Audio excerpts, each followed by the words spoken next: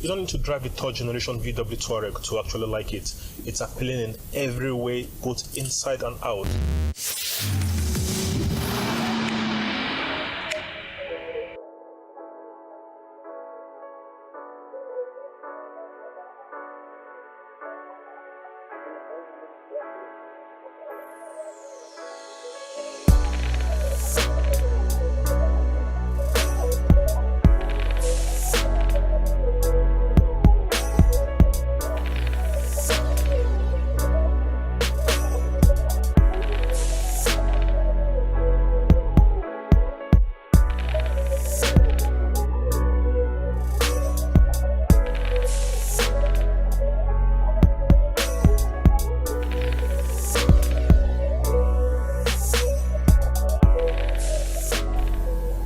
I just love it.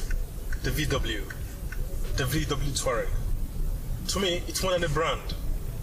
Owning one will be continuing the family tradition. And if you think you know the VW Touareg or you know the VW brand, you've got to think again, because they've changed. They've stepped up, and you need to step up also.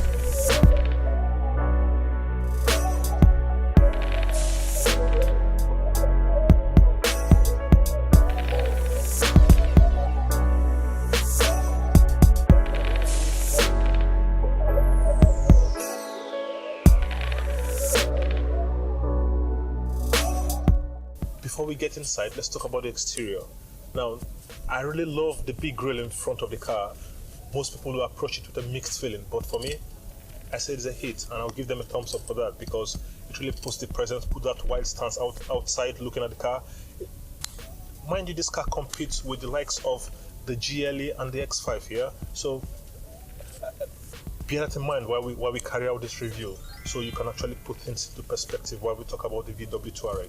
But again, this is German engineering, but comes at a cheaper price.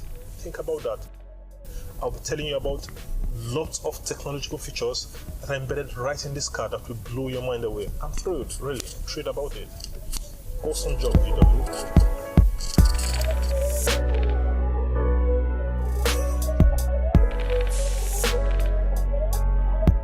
So, while talking about the exterior, it depends on where you stand looking at the car.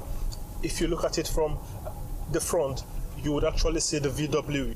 Looking at the car from the side profile, there is a mix of the Q7 and the Porsche Cayenne. And that's where things begin to get a little bit tricky there, but it's still the VW Touareg. And when you look at the rear of the VW Touareg, that's where things begin to get interesting, because it reminds you that this car is made in the same factory that makes the Porsche Cayenne. That's a fact.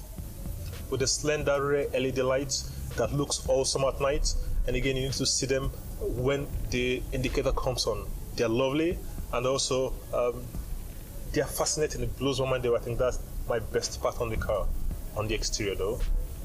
I love the way they place the name Touareg, space them in a classic style, just as the Porsche Cayenne. Gives it that premium look, but again, classic finish.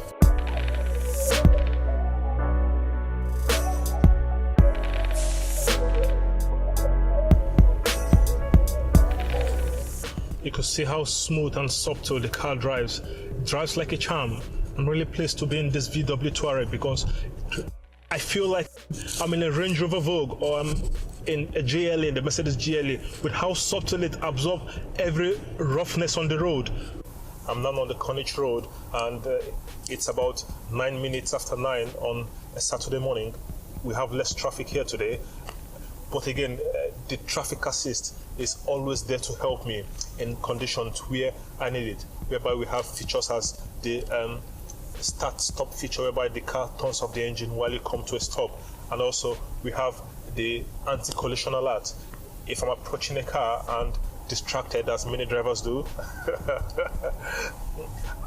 and I didn't notice the car in front of me is coming to a stop, even while the car is still about 3 meters away, this car would match my speed to the speed of the car in front and alert me with a red flashing light on the dash, telling me, hey, imagine you need to step on the brake because there is a collision is imminent. And if you don't, the car applies the brake subtly, but in a way that you know that it's there, it's watching, it's driving with you, but not interfering, except when it comes to the lane change, lane keeping assist. The lane keep assist work as a charm. My hands are off the steering wheel now, and you could see it spots this lane. Now it's moving the car here, it's nudging the car back into this other section, and when it spots that one, it's nudged the car. You can see the steering tilting a bit. Then after some while, it tells me, oh, you need to take control of the steering wheel. And that's what I advise you to do. You don't drive with your hands off the wheel. At all times, keep your hands on the steering wheels. Both hands, actually. On the 12.3-inch screen, you could configure it to your taste. You could change the view, bring up the dials, and see what RPM you're at or what speed you're at if you want to see that. But taking it down, the speed actually goes here and the RPM disappears, but you only see the speed that you're doing. Then to change the view, you could actually move to audio, you could move to telephone, vehicle status, you could go to heads-up display, and click on it, click on view, and everything goes up. So this heads-up display tells you, it reads the road signs on the road and displays them to you there. If it's a giveaway, if it's a stop sign, if it's speed limit, it actually projects them here. But apart from that, you can also see the speed limit, which we're doing right on this 15-inch screen there. Something you love about the screen is it actually knows you're coming towards the screen. There's a proximity sensor all around it. So before you actually press the button, it pops up some menus telling you, do you want to press this? Do you just like this button? If I take my finger close, you see it pops up the menu. I'm not touching the screen yet, I'm not there yet, but it actually pops out that menu and tells me which do you want, giving you more features to see, but also pulling them into recess so that you could see everything on the screen, a broader view of the screen.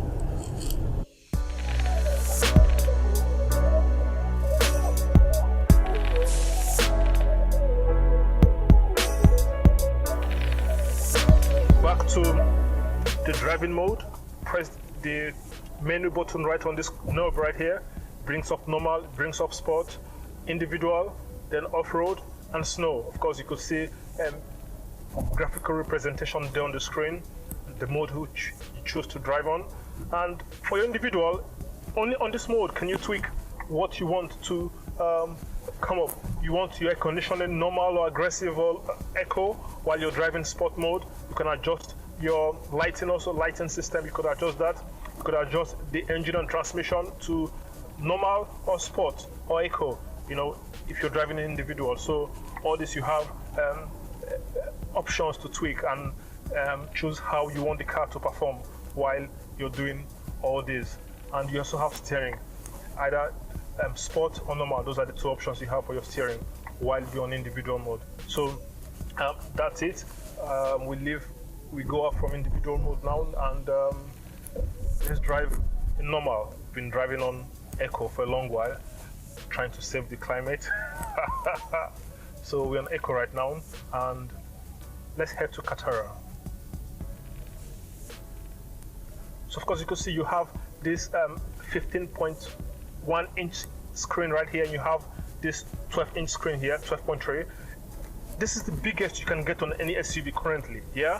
Not missing what Volkswagen actually said, that this is the biggest screen you could find on any production vehicle. In the interior, you have a minimalistic design. Very few buttons going on around here. You don't have much to fiddle with. Almost everything you have to do, you have to reach into the screen, dig into the settings to actually get those stuffs going on, yeah? And somehow I love it, and yeah, we are all moving towards the digital age, and in 10 years from now, yeah, you will still look back to this car and you still say, wow, this car still fits in the world 10 years from now, yeah? I love the interiors, the choice of materials they used. I love it. It's stunning. This very lovely. Love the wood trim here. You can actually feel the wood grain right in here. The aluminum strip they've used just beneath the wood grain. Lovely, awesome. Driving this car at night is phenomenal. Really, I've been driving at night for these 2 days, yeah? And you need to see everyone driving past or in the traffic. They're all looking into this. They think they think it's a theater going on right in here, with all the screens and the lighting. The lighting is wow, really. Apart from that, let's talk about driving dynamics. I'm going through some rough surfaces right in here. It's not as smooth. It's quite rough because it's not a makeshift road, but this is the style, the way they chose to style Catara. In this car, you could never get hot as long as the air conditioning is turned on. You have 4 zones climate control, and for all these 4 zones, you could control the temperature. Yeah, you heard me right. Temperature and fan speed independently. Yeah, you could have the air towards my area blowing hot. You could have the passenger side and the driver co-pilot blowing cold. You could have the 2 back passengers blowing in 2 different temperatures. Very stunning, very lovely, you know.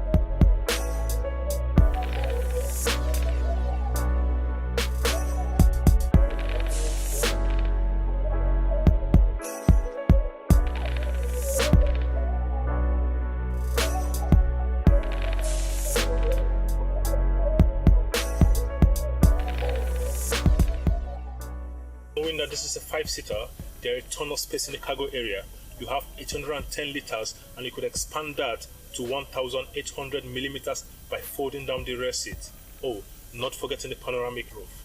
Under the bonnet of this car, you find a 3.0-liter engine that produces 250 kilowatts paired to an 8-speed automatic DSG transmission that powers the 4 wheels.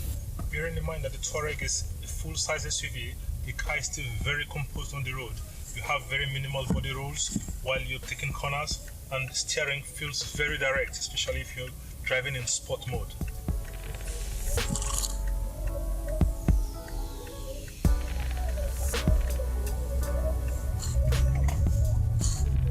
If you put your foot to the pedal a little bit, the car is sluggish going up the line, but if you take it further, the car really tells you it's alive and it really gets up and go.